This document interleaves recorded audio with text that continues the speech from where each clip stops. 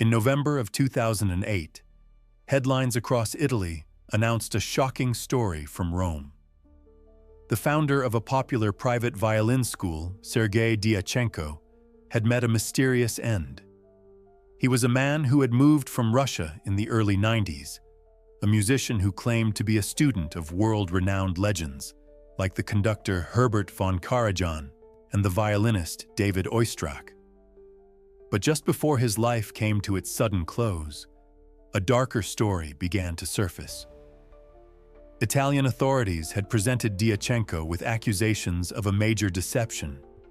He was alleged to have swindled one of his own students, a young man who used a wheelchair, by selling him a counterfeit instrument for an astonishing €650,000. This single event was just the final note in a long and complex symphony of secrets. It was a story filled with Stradivarius violins, Chilean smugglers, Russian balalaikas, powerful state security agencies, and the tragic fate of a musician whose obsession with antique instruments became his ultimate downfall. Don't forget to like, leave a comment, and subscribe. You are not here by accident. To understand how a celebrated musician ended up in such a tangled web, we have to travel back in time, to a cold Moscow in the mid-1980s.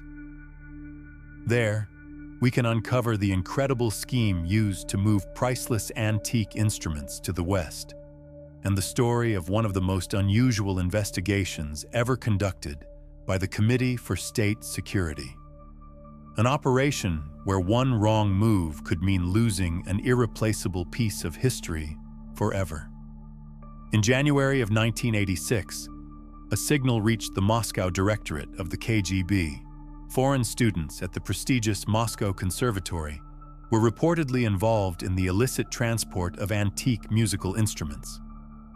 According to an informant, a Finnish student had told her professor a startling story. She explained how she had managed to take an antique violin across the border, a violin provided to her by Sergei Dyachenko, the conductor of the foreign students' orchestra. He had offered to sell her a genuine instrument from a famous master for 5,000 rubles. For a Soviet citizen, this was an enormous sum of money. But in the West, antique violins were worth far, far more. While their official value inside the Soviet Union was capped, their real market price abroad could reach tens of thousands of dollars. For the student, acquiring a violin of this class back home would have been nearly impossible. The deal seemed too good to be true, but she hesitated, worried about getting such a valuable antique through customs. Dyachenko assured her it was simple, claiming he had done it many times before. The young woman, trusting him, proceeded to the airport and, just as he predicted, passed through security without any issues. She flew home with the priceless instrument, but her conscience was heavy. The experience left a deep impression on her, a feeling that she had been unknowingly pulled into a criminal enterprise. Frightened, she confided in her professor, and that confession was the spark that lit the fuse on a massive investigation. By the mid-1980s, nearly 90,000 foreign students were studying in Soviet universities, and the flow of tourists was also surging. Moscow alone welcomed up to 400,000 international guests a year, a sign of thawing relations with the West. However, this influx of foreigners created a serious problem. The unauthorized export of cultural and artistic treasures was reaching a critical level. People had spent years gathering icons, paintings, and other valuables from villages and towns. Many had amassed what amounted to their own private museum collections, which they could either display on their walls or sell for a fortune to Western antique dealers. These dealers would often arrive in the Soviet Union posing as tourists, seeking out specific masterpieces on behalf of wealthy American collectors. The damage to the state was not just economic, it was a profound loss of cultural heritage. According to some reports from that era, 20% of the trade in Parisian antique shops consisted of icons, porcelain, and antique silver that originated from Russia. While tourists officially left with traditional Russian souvenirs, many were also carrying out Russian enamel, icons, and porcelain. The illicit trade of antiques had been nearly stamped out in the early 1960s, when the country's leadership recognized the immense value of the cultural assets on their territory. A special division was created within the KGB specifically to combat this issue. They developed a comprehensive system of countermeasures, flooding the world of antique dealers and collectors with their own agents. These agents were sometimes allowed to buy, resell, and even profit from small transactions themselves. In exchange, they were obligated to report on any large-scale operations they discovered. It was from this network of informants that the KGB first heard about the Finnish student at the Moscow Conservatory who had almost become a smuggler. The task of untangling this situation was given to Major Igor Popov, the head of an operational group in the department for combating the illegal export of cultural valuables. Major Popov had joined the agency in 1975. By 1980, he had already distinguished himself by uncovering a ring of icon traffickers, preventing the export of over 1,500 icons disguised as diplomatic cargo. He was a unique individual with an encyclopedic knowledge of the arts, a man who understood the intricate world he was investigating. Popov immediately understood the implications of the student's story. If she could take a violin out of the country so easily, it meant priceless antique instruments were likely flowing out of the Soviet Union completely unchecked. But how was it possible? Today, every valuable musical instrument has a passport, a document with photographs from 3 different angles, precise measurements, a description of its color, and notes on any unique marks like scratches or stains. It details the maker, the place and time of its creation, and the name of the owner. Without this passport, you simply cannot take an instrument out of the country. But in 1986, such a document did not exist. The primary barrier against traffickers was a group of experts from the Ministry of Culture. Any painting bought at a market had to have a stamp from the ministry authorizing its export. This was especially true for stringed instruments. Italian violins were highly valued, and the rules surrounding them were incredibly strict. There was only one scenario where you didn't need a paper from the Ministry of Culture if you had brought the antique instrument into the USSR from another country. If you could present an import declaration proving you arrived with it, you would be granted permission to leave with it. This was the heart of the mystery. The Finnish student had bought her violin from Dyachenko in Moscow. It couldn't possibly have been on an import declaration. There had to be a weak spot in this system, a loophole. And the KGB investigators were determined to find it. Their first step was to place Sergei Dyachenko under surveillance and build a complete file on him. They discovered that in the late 1970s, while working at the Nessun Institute, he had tried to sell one of his students a counterfeit violin, passing it off as a valuable antique made by the master Galliano. The incident was quietly handled to avoid a scandal and protect the institution's reputation. At the Moscow Conservatory, he had been entrusted with conducting the orchestra of foreign students. According to the information the operatives gathered, Dyachenko wasn't overly dedicated to rehearsals. Instead, he spent a lot of time captivating his students with fascinating stories about the great masters and the historic violin-making schools of the past. Everyone who knew him spoke of him as an exceptional specialist, a true expert in the field of antique Italian string instruments. He would often bring collectible violins from his home to his classes, sometimes even letting a student borrow one to play for a while. This raised an obvious question. Where did a regular conservatory teacher get the money for a collection of instruments by renowned masters like Galliano and Testore? The answer lay in his past. In 1962, the talented young violinist was accepted into the Moscow Conservatory. He went on to become a laureate of the prestigious Paganini International Competition. It seemed a brilliant solo career was ahead of him. But just 4 years later, that dream came to an end. He suffered a severe injury, overstraining the muscles in his right arm, a twist of fate that changed the course of his life. For an ambitious young musician, this was a profound tragedy. His childhood dream of becoming a superstar violinist was shattered in an instant. For a time, his life lost its meaning, and he began searching for something to fill the void.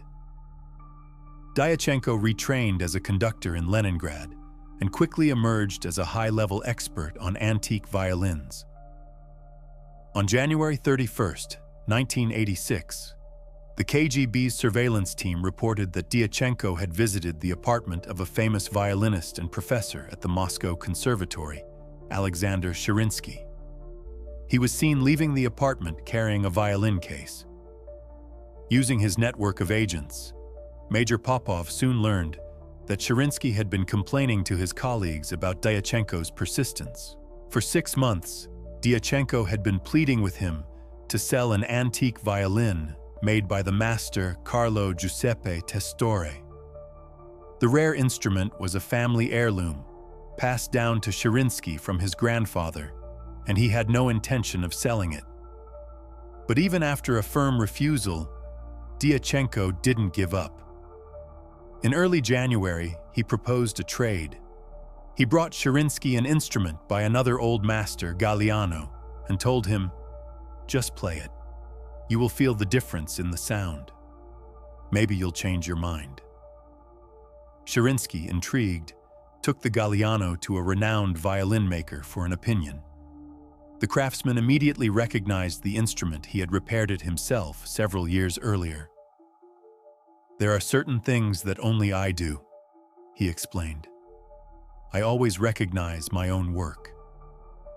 When he learned that Dyachenko was the one offering the violin, the craftsman strongly advised Sherinsky against the trade. He remembered the earlier incident at the Gnesin Institute and didn't trust Dyachenko. The question for the investigators was, why was Dyachenko so obsessed with acquiring Sherinsky's Testore violin? The Galliano he offered was also a masterpiece of nearly equal value. On February 4th, the surveillance team reported another crucial development. Sergei Dyachenko, carrying the same violin case he had taken from Alexander Sherinsky's apartment, arrived at a park on Zubovsky Boulevard. There, he met another man and handed over the case. After a brief conversation, the man got into a car with foreign license plates and drove away. The license plate was traced to a Peter Thomas Doria, a United States citizen working as a translator for Progress Publishers. A quick check with his employer's Human Resources Department revealed that Doria was scheduled to go on vacation to New York in a matter of days. Major Popov connected the dots.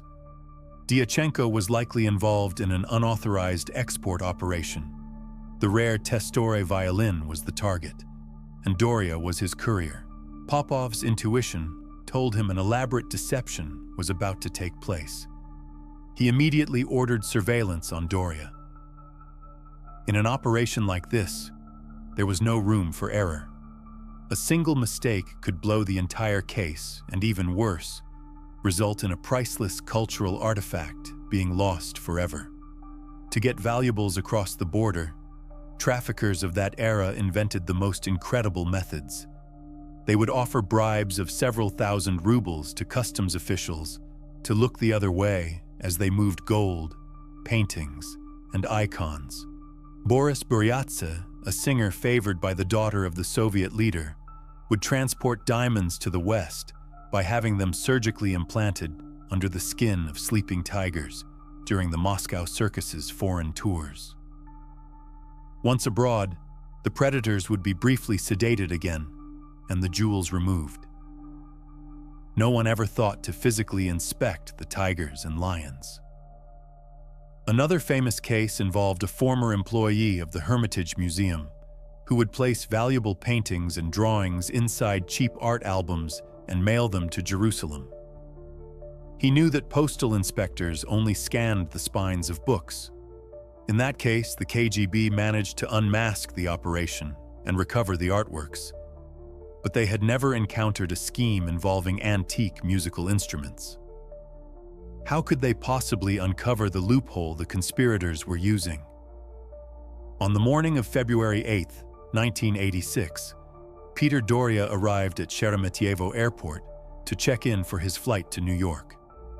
At the customs checkpoint, he presented two domras, a balalaika, and an antique violin by Testore, which was inside the very same case Dyachenko had given him. He had the required Ministry of Culture permits for the Russian folk instruments.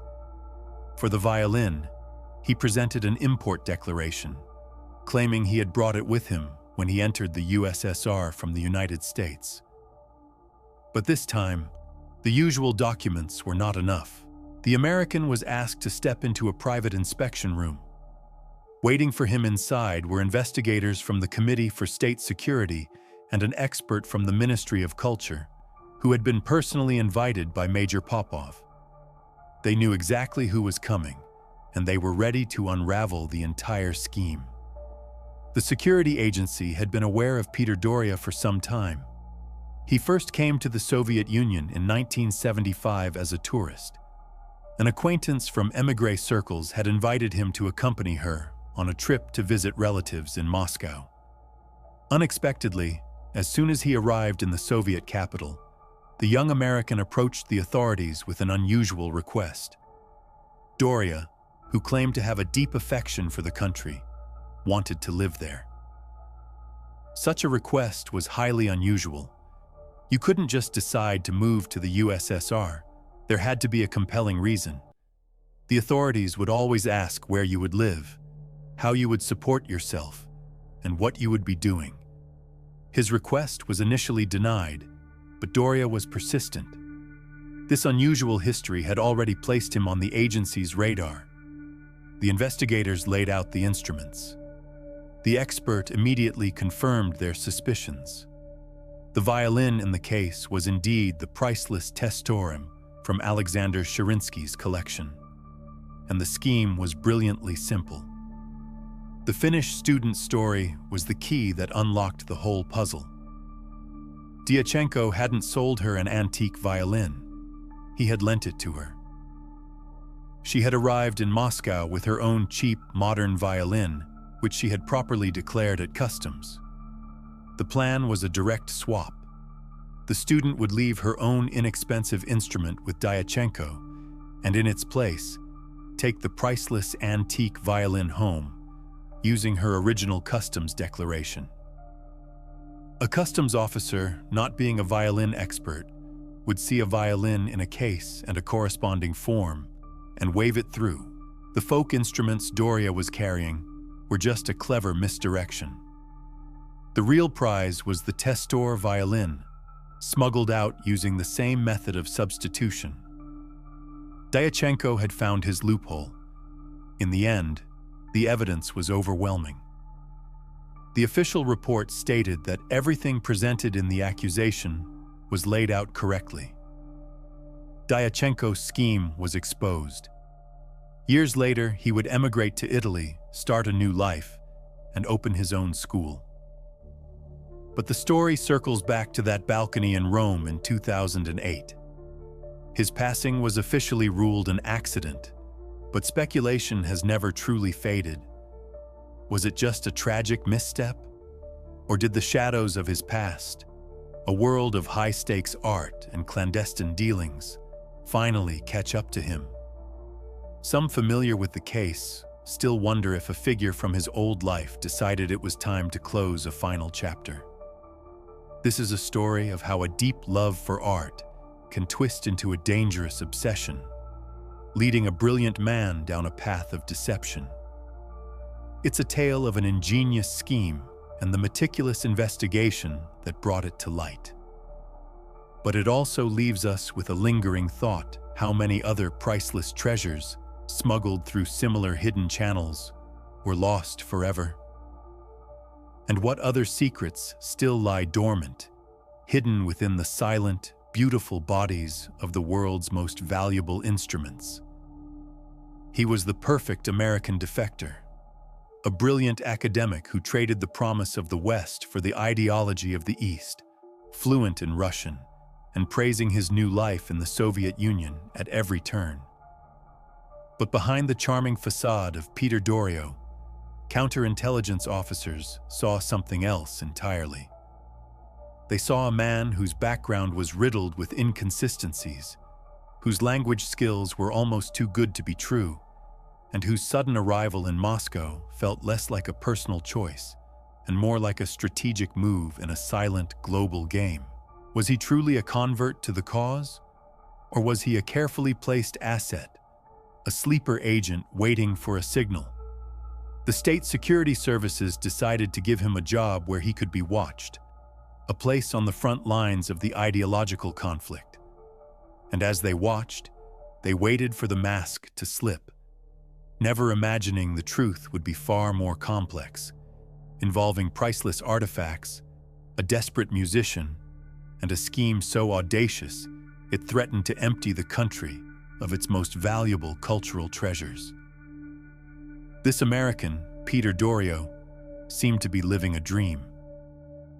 While his father was a simple long-haul truck driver back in the States, Peter had managed to graduate from a prestigious university, specializing in Russian philology. He didn't just speak the language, he commanded it with a flawless, accent-free proficiency that stunned native speakers. His writing was more grammatically perfect than that of many Soviet citizens. This level of skill was unusual, almost unheard of for someone who had only studied the language in a university setting. It was the kind of fluency that intelligence agencies spent years cultivating in their top operatives. So when Doriot insisted on moving to the Soviet Union, the authorities were both welcoming and deeply suspicious. They granted him residence and placed him as a translator at Progress Publishers, a high-profile publishing house that produced glossy propaganda for the outside world. It was the perfect observation post. Here, surrounded by trusted party members, every move Doriot made could be monitored. Yet, his behavior revealed nothing. He lived an exemplary life, traveling back to New York with his wife and 2 children to visit his parents. In conversations, he would consistently praise his new home, remarking how life was so much better than in the States. And in his case, it was the absolute truth. Back in America, he was an unemployed academic.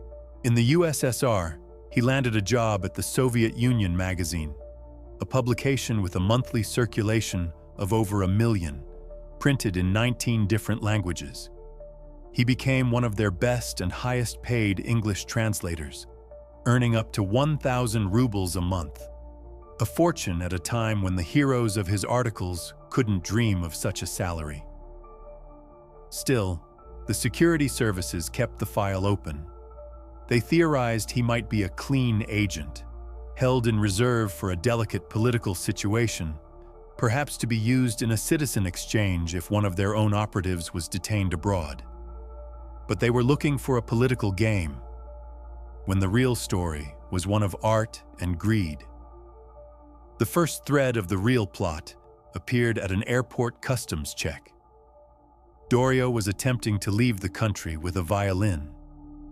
An expert from state security, Major Igor Popov, was conveniently on hand to inspect the instrument.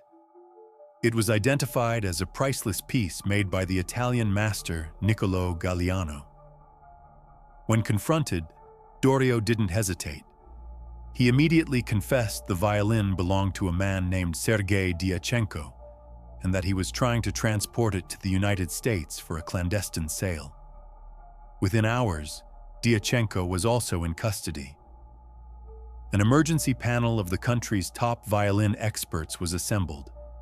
As they examined the Galliano, one of them, a master luthier named Anatoly Kochergin, spoke up. He knew this violin. In fact, he had recently advised another musician against trading his own Galliano for one of Dyachenko's instruments. Popov had made sure Kochergin was on that panel. The trap was sprung. Dorio and Dyachenko were charged with the illicit transport of cultural treasures on a massive scale. But the investigators were puzzled. The scheme involved swapping one elite instrument for another of a similar class. This wasn't a simple case of smuggling. It was a complex, sophisticated operation. They had to figure out how it worked, where the illicit pathways led, and just how many priceless artifacts had already vanished. The investigation began on the 8th of February, 1986, with a search of Dyachenko's apartment. What they found was staggering. Officers uncovered a secret compartment holding 10 violins, 5 of which were deemed to have immense historical and artistic value, forbidden from ever leaving the Soviet Union. As Dyachenko's wife, Olga, watched in disbelief, they pulled out a thick stack of cash totaling 43,000 rubles. She was floored. In her official statement, she explained, "We lived a more than modest life. Sometimes we even went hungry. My husband told me he had massive debts, 20,000, even 25,000 rubles. She knew he was obsessed with acquiring instruments, especially after a hand injury had tragically ended his dream of becoming a world-famous concert violinist. But she never imagined the scale of it all. Dyachenko's obsession was born from a deep personal wound. Years earlier, when he was a student at the Moscow Conservatory, his father had spent the family's entire savings 10,000 rubles, twice the price of a new Volga Cardo, buy him what they believed was a violin made by the legendary Guarneri. But when Sergei later offered the instrument to the state collection, experts delivered a crushing verdict: it was a copy, likely made by a student of the master. The collection refused it. That moment of humiliation ignited a new, all-consuming passion in Dyachenko. If he couldn't become a famous performer, he would become a famous collector. He would assemble a collection so unique it would immortalize his name in the annals of music history. This noble goal, however, soon took a dark turn. To fund his obsession, Dyachenko began to exploit his expertise. His total income over 5 years was less than 8,000 rubles, yet on this meager salary, he supported a family, paid alimony for children from 2 previous marriages, and somehow acquired a priceless collection. His wife lamented that he loved his violins more than his own children. He would seek out the heirs of deceased musicians, convincing them that their family heirlooms were of little value and buying them for a pittance. He was acquiring instruments worth tens of thousands of rubles for just 2,000 or 3,000. The noble quest to become a famous collector had warped into a private obsession, one for which he was willing to bend and break any rule. But the collection grew, and so did his debts. He needed a way to make a lot of money, fast. He realized the answer lay beyond the Soviet borders, on the international market where a genuine master violin could fetch a fortune. But how could he tap into that world? His first foray into the underground business came in 1983, through some students from Chile to whom he would occasionally show off his collection. The students, a husband and wife, cautiously proposed an idea. They asked if he could provide them with a valuable instrument that they could get across the border and sell. They even told him how. The key was the etiqueta, the small paper or parchment label that makers glue inside a violin, bearing their name, location, and the year of creation. It's a tradition dating back to the 16th century masters of Cremona, Italy the home of Amati, Stradivari, and Guarneri. To a customs officer, the label and the declaration form were all that mattered. The Chilean students explained the process. They had legally brought their own, less valuable violins into the USSR and had the customs declarations to prove it. Dyachenko could simply give them one of his antique violins, and they would leave the country with it, claiming it was the same instrument listed on their entry papers. Dyachenko decided to risk it. He later explained in his deposition, "I had to give them my violin, and they, under the guise of the one they had previously brought into our country, were supposed to illegally move it across the border." The method was surprisingly simple. It required a steady hand to open the top of the violin and swap the labels. But it was a deception that had been practiced for centuries, a well-known secret in musical circles. His first attempt with a Finnish student worked perfectly. She entered the USSR with her own affordable violin, declared it, and flew back to Helsinki with one of Dyachenko's antiques, the new label making it appear legitimate. He had found his method, but selling the instruments abroad proved difficult without a reliable partner on the other side. Then, in 1984, a musician friend asked him to help an American fix his car. That American was Peter Dorio. The two men met in a workshop and immediately hit it off. Dorio, it turned out, was already running a small-scale export operation of his own. With a partner in the US, he had co-founded a balalaika and domra association. Since these folk instruments weren't mass-produced, there was a market for authentic ones. Dorio was officially getting permits from the Ministry of Culture to export modern, factory-made instruments. But investigators later discovered he was using the same label-swapping technique, replacing the factory labels with ones from valuable antique instruments and shipping those instead. When Dyachenko heard this, he knew he had found his man. Dorio was business-savvy. He traveled regularly to the United States, and he had connections in the music world. They understood each other perfectly. Dorio was enthusiastic about the proposal to move into the world of antique violins. The risks were higher, but so were the profits. A balalaika might fetch $500, but a top-tier violin started at $30,000. They perfected their scheme, making it virtually foolproof. Dorio would bring a cheap, modern violin into the USSR.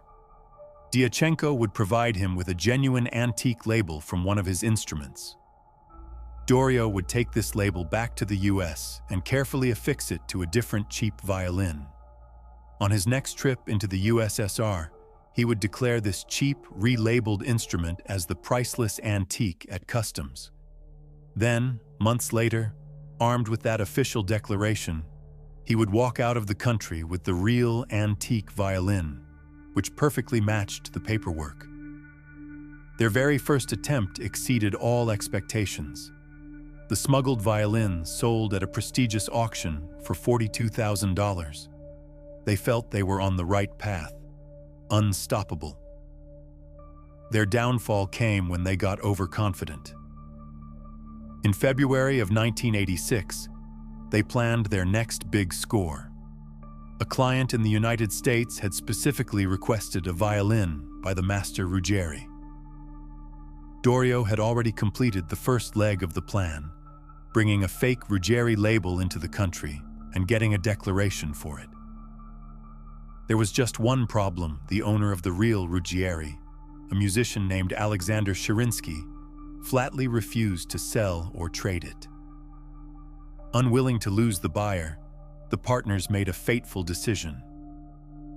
Dyachenko took a similar-looking Galliano violin from his own collection and decided to pass it off as the Ruggieri. He crudely pried open the Galliano to swap the labels, a risky move that could cause irreparable cracks and damage the instrument's sound.